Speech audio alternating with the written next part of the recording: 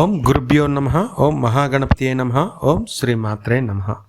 ఆత్మీయ సాధకులారా, ఈ వీడియోలో మనం హరిద్రా గణపతి మంత్ర సాధన గురించి తెలుసుకునే ప్రయత్నం చేద్దాం. హరిద్రము అంటే పసుపు అని అర్థం. అంటే ఈ మంత్ర సాధన చేయాలి అని అనుకుంటే పసుపుతో గణపతిని తయారు చేసి ఒక తమలపాకు పైన ఉంచి కుంకుమ చందనమును అలంకరించి తెల్లని లేదా పసుపు రంగు పుష్పాలతో స్వామికి 16 నామాలతో పూజ చేసి తరువాతను మనం ఈ మంత్ర జపం ప్రారంభించాలి. ఈ మంత్ర సాధన 4 లక్షలు చేయాలి. 4 లక్షల మంత్రాన్ని 41 రోజులు పూర్తి చేయాలి. చేస్తే ఆ మంత్రంలో 40,000 సార్లు, అంటే జప సంఖ్యలో 4 లక్షలకి 40,000 సార్లు హోమము చేయాలి. ఈ హోమాన్ని పసుపు బియ్యంతో కలిపి దానినే ద్రవ్యంగా మనం హోమంలో స్వామికి సమర్పించాలి. ఇలా చేస్తే ఈ మంత్రం మనకి సిద్ధిస్తుంది. ఈ హోమం అనంతరం పసుపు నీళ్లతో స్వామికి తర్పణం ఇవ్వాలి. అంటే ఈ స్వామి మంత్రంతోనే తర్పణం ఇవ్వాలి. అయితే ఇప్పుడు అవి ఎలా చేయాలి ఏంటి అన్నది మనం చూద్దాం. ఆ తర్వాతనే ఈ మంత్ర ప్రయోజనాల గురించి తెలుసుకుందాం. మీరు ఒక శుభముహూర్తాన్ని, గణపతి శుభముహూర్తాన్ని ఒకదాన్ని ఎన్నుకొని, అంటే చవితి లేదా చతుర్దశి లేదా బుధవారం నాడు చూసుకొని ఈ సాధనను మీ ఇంట్లోనే ప్రారంభించుకోండి. ఇంతకుముందు నేను చెప్పిన విధానంగానే గణపతిని తయారు చేసుకొని ఈ సాధన ప్రారంభించండి.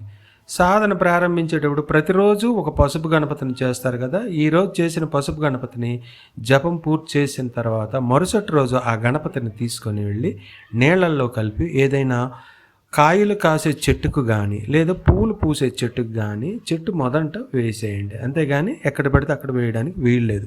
లేదనుకుంటే మొత్తం దీక్షాకాలంలో ఎన్ని రోజులైతే మీరు చేస్తారో, ఉదాహరణకు 21 రోజు దీక్ష చేశారనుకోండి, 21 గణపతులు తయారవుతారు.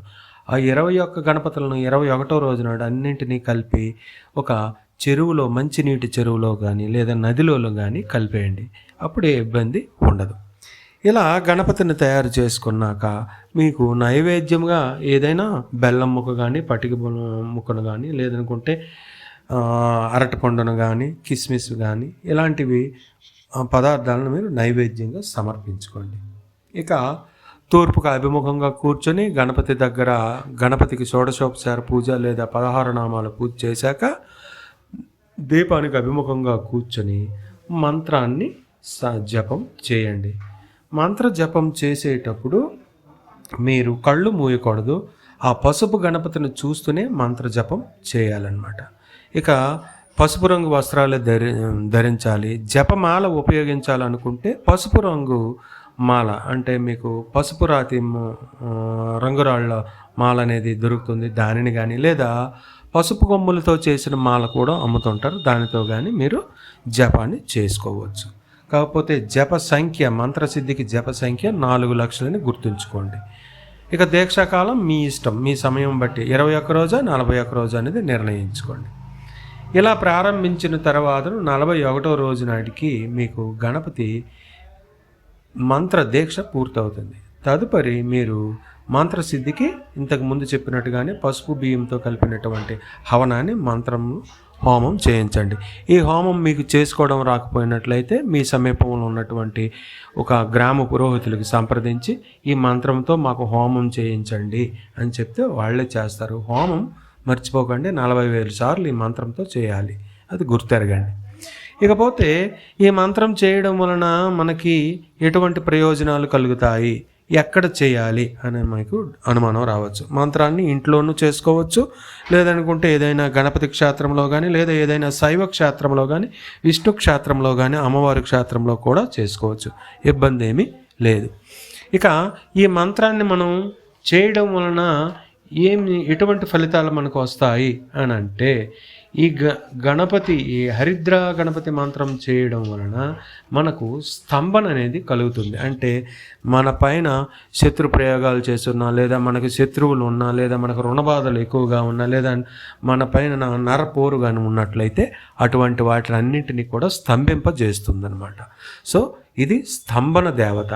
మీకు స్తంభన దేవతల్లో బగలాముఖి ఎలాంటిదో బగలాముఖి లాంటిది ఈ హరిద్రా గణపతి కూడా.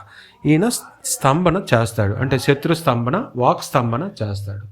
ఇకపోతే దీర్ఘకాలంగా పెళ్లి కానిటువంటి వాళ్ళు, స్త్రీ పురుషులు ఎవరైనా ఉన్నారనుకోండి, వాళ్ళు కోరిన వ్యక్తితో కానీ పెళ్లి కావాలి అని అనుకునేటప్పుడు పేలాలతో మీరు ఈ మంత్రంతో హోమం చేయండి. చేస్తే ఖచ్చితంగా మీ కోరుకున్న వ్యక్తితో మీకు వివాహం జరుగుతుంది.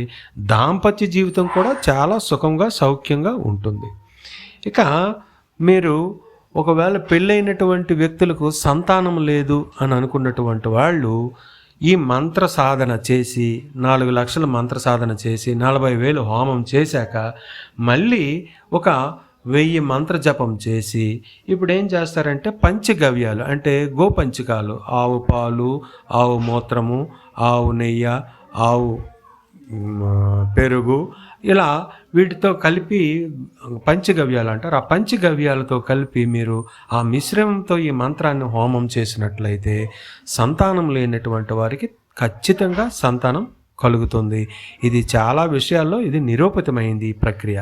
అయితే ఇక్కడ ఒక విషయం గమనించాలి. మీరు సంతాన సాఫల్యానికి మీరు వైద్యులను సంప్రదించి వారు సూచించినటువంటి ఔషధాలను మీరు తీసుకుంటూ ఈ మంత్ర సాధన చేస్తే ఫలితం కలుగుతుంది. అది గమనించుకోగలరు. ఇక మీరు ఏదైనా మీరు ఏదైనా వ్యాపారాల్లో ఉన్నట్లయితే, మీ వ్యాపారాల్లో పోటీ ఉండి లేదా మీ వ్యాపారాలపైన ఎక్కువగా దృష్టి దోషాలు ఉన్నట్లయితే అటువంటి వ్యాపారస్తులు ఈ మంత్ర సాధన చేయండి. మీ మాటకు ఎదురుండదు, మిమ్మల్ని హాని చేయడానికి ఎవ్వరూ సాహసించలేరు. అంతటి స్తంభన ఇది కలిగిస్తుంది. ఆత్మీయ సాధకులారా, ఇప్పుడు నేను చెప్పినటువంటి ఈ విషయాలను గమనించుకొని ఈ మంత్ర సాధనకు మీరు ఉపకరిస్తారని ఆశిస్తున్నాను. ఇప్పుడు మంత్రం ఎలా చేయాలనేది డిస్ప్లేలో ఇస్తున్నాను. ముందుగా ఇంతకుముందు వీడియోలు చెప్పుకున్న మాదిరిగానే వినియోగము చెప్పుకుంటారు. ఆ తర్వాతను ఋషిన్యాసము, ఆ తర్వాతను కరన్యాసము, ఆ తర్వాతను హృదన్యాసము, ఆ తర్వాతను ధ్యాన శ్లోకము చదవండి. చదివిన తర్వాతను ఇప్పుడు మూల మంత్రాన్ని జపం చేయండి. మంత్ర జపం, ఈ మంత్రాన్ని మీకు నేను ఉపదేశిస్తున్నాను. వెన్ను నిటారుగా ఉంచి తూర్పుకు అభిముఖంగా కూర్చొని నాతో పాటు ఈ మంత్రాన్ని 3 సార్లు చదవండి.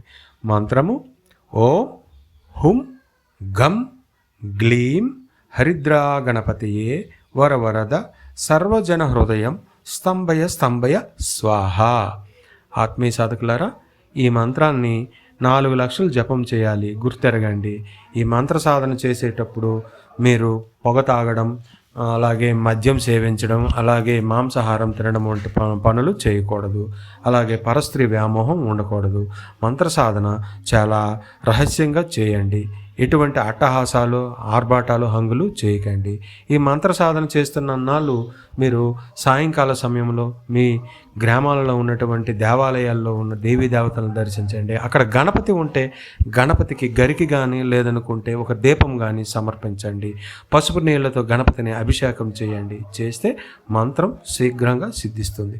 ఆత్మీయ సాధకులారా, నేను చెప్పినటువంటి విషయాలను బాగా గమనించుకొని మీరు ఈ సాధన చేసి మీ జీవితంలో ఉన్నటువంటి సకల సమస్యలను తొలగించుకుంటారని ఆశిస్తూ ఎల్లవేళలా మీ క్షేమము, లోకక్షేమము కోరుకుంటూ మీ స్వామి త్రిపుర ఆనందనాథ. ఓం శ్రీ మాత్రే నమః.